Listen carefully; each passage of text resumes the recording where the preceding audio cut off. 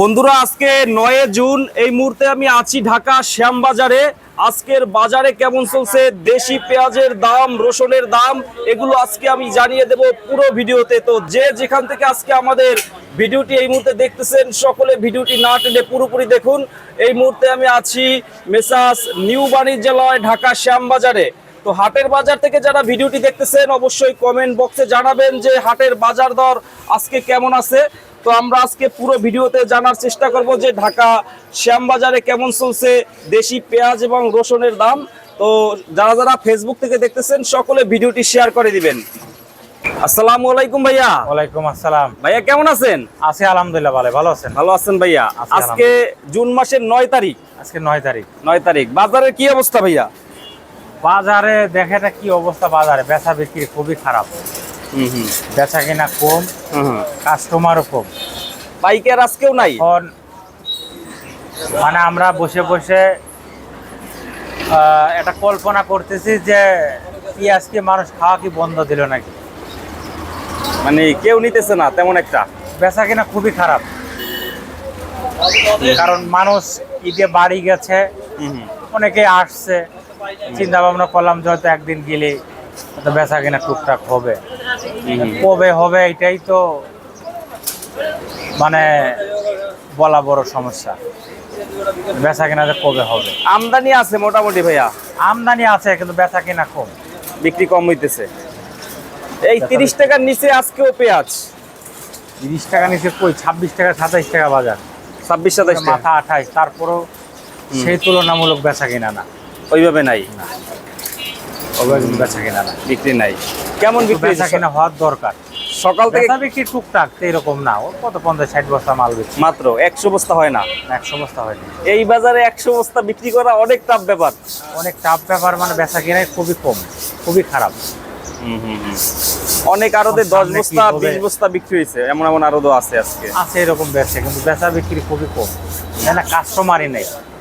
পুরা শ্যামবাজারটাই ফাঁকা ভাইয়া, একদমই ফাঁকা। যেখানে গাড়ি লোড থাকে, ভরা থাকে, পুরা ফাঁকা, তাই না? লোকজনই নাই, লোকজনই নেই। এখনো কি ঈদের ছুটির পরে আসে নাই নাকি? আসছে তো, লোকজন আসছে, এখন সেভাবে বেচা কেনা লাগি নাই। কবে বেচা কিনা লাগবে একমাত্র আল্লাহ পাক ছাড়া কারো পাওয়ার ক্ষমতা নেই। এইটা কি বিক্রি হয়েছে? এটা বেচছি। কত বিক্রি করলেন এইটা ভাইয়া? বেচছি 27 টাকা। এটা 27 টাকা বিক্রি হয়েছে। আচ্ছা, এটা কোথার পেঁয়াজ এগুলা? এটা ফরিদপুর। ফরিদপুর 27 টাকা বিক্রি হয়েছে। আচ্ছা, এইগুলা কত করে?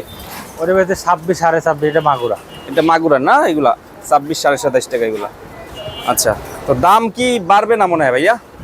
এখন আসলেও দাম তো বাড়া আগে বাড়ছে, বেচা কিনাই তো হচ্ছে না। বেচা কিনা হওয়ার দরকার, দাম বাড়ার চিন্তা পরে, আগে বেচা কিনা হোক, তারপর আস্তে আস্তে দাম বাড়বে।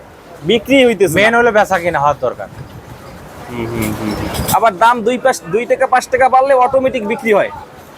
ওই সময় দেখা যাচ্ছে বেচা কিনা ভালো হইব। এখন কবে বেচা কিনা হবে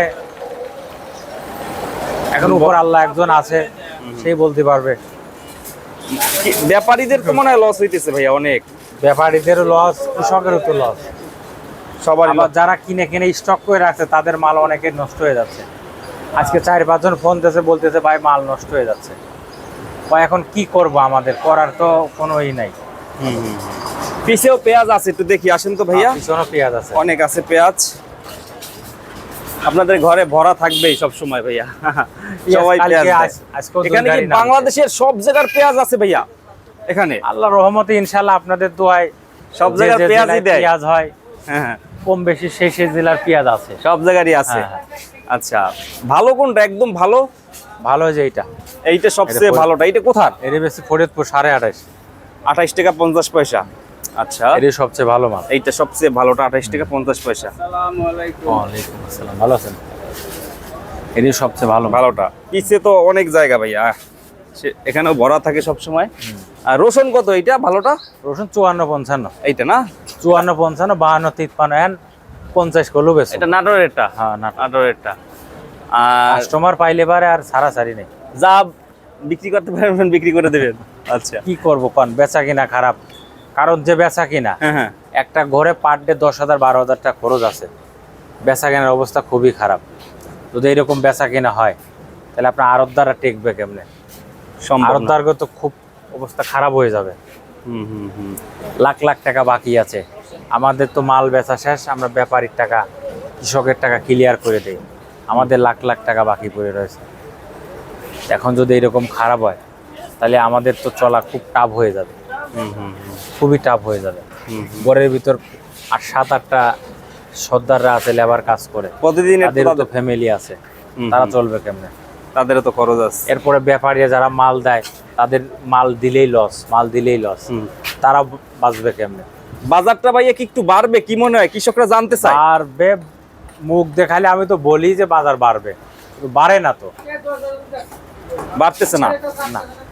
তবে এই মাসে ভালো বেশি একটা হবে না, জুন মাসটায় না।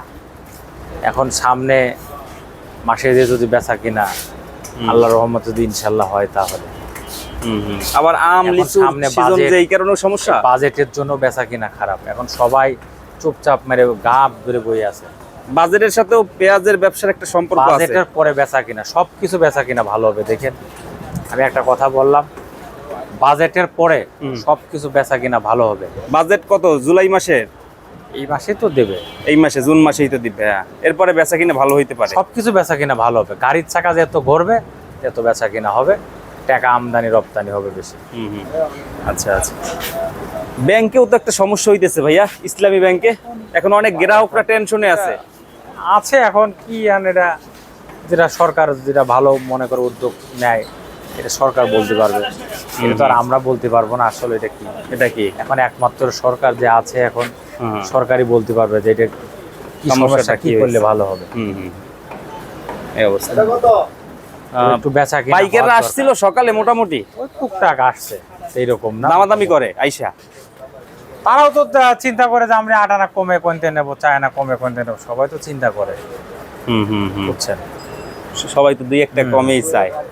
দু একটা মনে হয় যে খুচরা বাজারেও মানে বিক্রি তেমন একটা হয় না, বেচা কিনা একটু কম, এখন কম কম হইতেছে। পাইকার যারা তারা কইতে পারে। তাদেরও কম হইতেছে। কাকা তো খুচরা ব্যবসায়ী, আপনি কোথা থেকে আসছেন? আমি গুলিস্তান থেকে। গুলিস্তানে বিক্রি করেন? এই যে কাপ্তান বাজারের পাশে না, এই যে আলু বাজারে, গুলিস্তান আলু বাজারে। আলু বাজারে। তো আপনাদের ওখানে খুচরা কেমন চলতেছে? না, এখন কাছে কেনা কম, লোকজন আসে নাই এখনো, বহুত বহুত লোকজন রয়েছে আমাদের দেশে। মানে এই কারণে আপনারা আরো কম আসেন? কম। এই যে ভাইয়া শত শত খুচরা ব্যবসায়ীর একই কথা বলে, তাদের বিক্রি হইতেছে না। যদি তাদের যদি তাদের যদি প্রাণ বেচা দেয়া কিনা ভালো প্রতিদিন থাকতো নিতাম। তাহলে তো অবশ্যই তারা এসে আমাদের থেকে নিত। বেচা তাদের কিনা যদি- আমরা ওই প্রতিদিন আনিমু। বেচা কিনা অনেক কম, এই যে 2 বস্তা নিলে 2 দিন জায়গা, তখন 2 দিন পরে নিতে হয়। বেচা কিনা কম কম নিতে হয়। আমাদের প্রতিদিন 5 বস্তা যদি যায় প্রতিদিন, তাহলে তো আপনাদের কাছে আসবে ভাইয়া, কিন্তু অবশ্যই। ওনাদেরই বিক্রি হইতেছে না। এই জন্য তাদেরই বেচা কিনা খারাপ হচ্ছে। তাদেরই খারাপ, মানে ক্রেতা যারা আছে তারা নিতেছে না। যাক, এখন এটাই মাইনে নিতে হবে। কাঁচা মাল বেচা কিনা সবসময় একরকম হয় না, এক সময় ভালো হবে, এক সময় খারাপ হবে, হ্যাঁ, এটা তো স্বাভাবিক। মিলেমিশেই থাকতে হবে। তারপর আল্লাহ পাক যেমন রাখে আলহামদুলিল্লাহ, আল্লাহর কাছে এটাই শুকর আলহামদুলিল্লাহ বলতে হয়।